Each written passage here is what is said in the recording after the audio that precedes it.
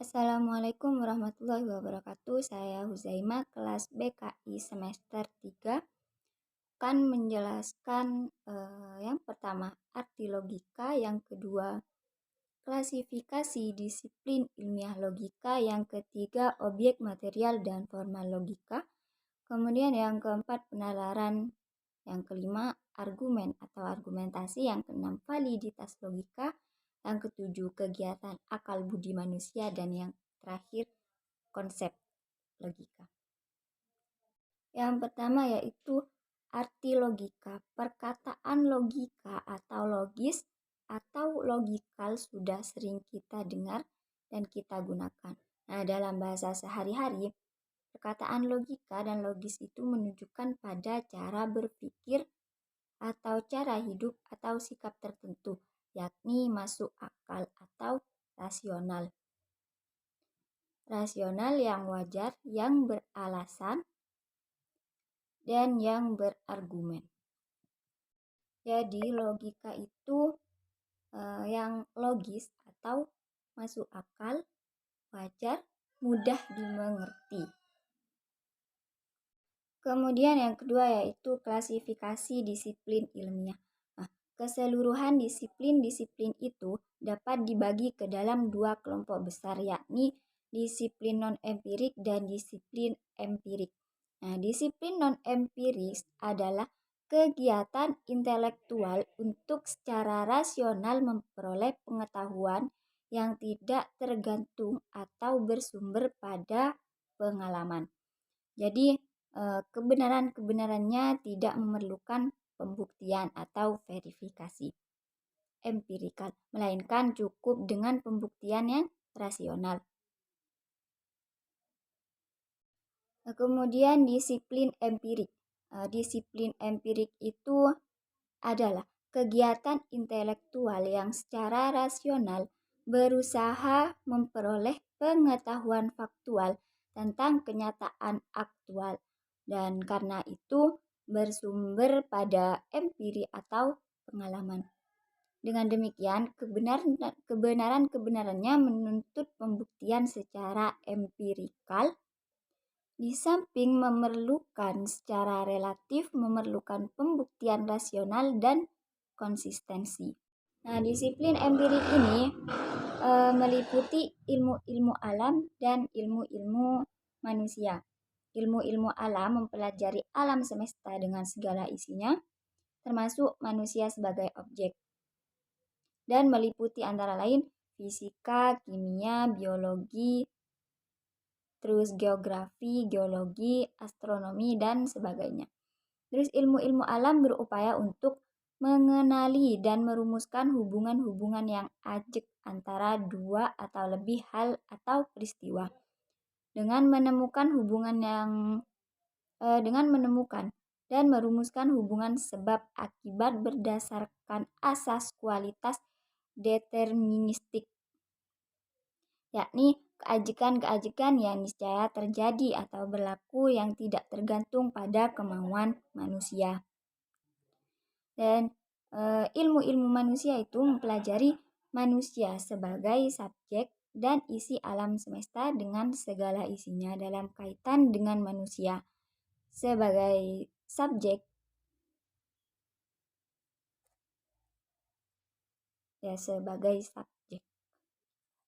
Nah, yang dimaksud manusia sebagai subjek itu adalah manusia sebagai makhluk atau sesuatu yang menentukan sikap dan memberikan reaksi tersendiri terhadap segala sesuatu, baik itu benda-benda dan makhluk-makhluk lain. Nah, ilmu-ilmu manusia itu terdiri atas ilmu-ilmu sejarah, sosial, dan ilmu-ilmu bahasa. Kemudian yang selanjutnya objek material dan objek formal logika. Nah, semua disiplin ilmu tentu saja mempunyai objek studi. Pengertian objek studi ini dibedakan dalam dua jenis, yakni objek material dan objek formal. Nah, objek material ini adalah segala sesuatu yang dipelajari manusia secara rasional sistematis, yaitu secara masuk akal dan tersusun. Kemudian objek material ini meliputi alam semesta dengan segala isinya termasuk manusia. Jadi pada dasarnya objek material dari semua disiplin adalah sama. Yang membedakan antara suatu disiplin dari yang lainnya adalah objek formalnya. Kemudian di sini objek formalnya yaitu adalah objek material dipandang dari sudut tertentu, yakni dari sudut atau dalam konteks suatu pernyataan inti serta dengan menggunakan metode tertentu. Jadi kalau objek formal ini lebih ke khusus atau memandang dari sudut-sudut tertentu. Dan dapat dikatakan juga bahwa objek formal adalah salah satu aspek atau faset dari objek material yang dipelajari dari sudut pandangan tertentu dengan cara tertentu. Dan selanjutnya di sini adalah penalaran. Nah, kegiatan berpikir itu berwujud proses dalam akal budi yang berupa gerakan dari satu pikiran ke pikiran yang lain.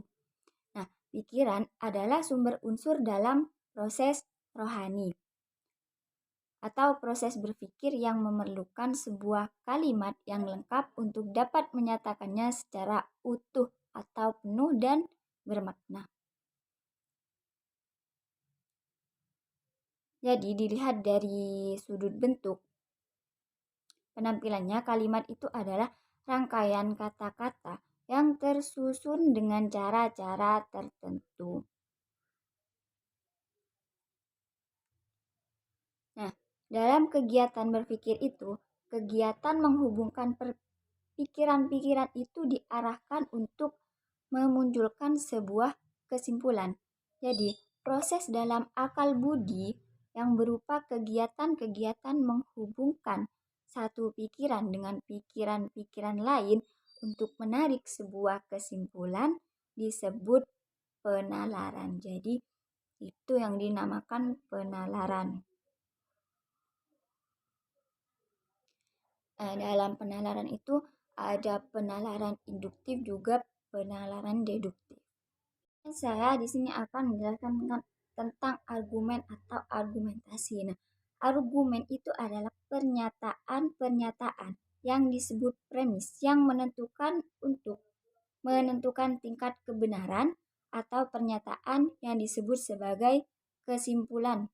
Argumen itu dapat dipelajari dari 3 perspektif utama, yaitu perspektif logis, dialektika, dan retoris.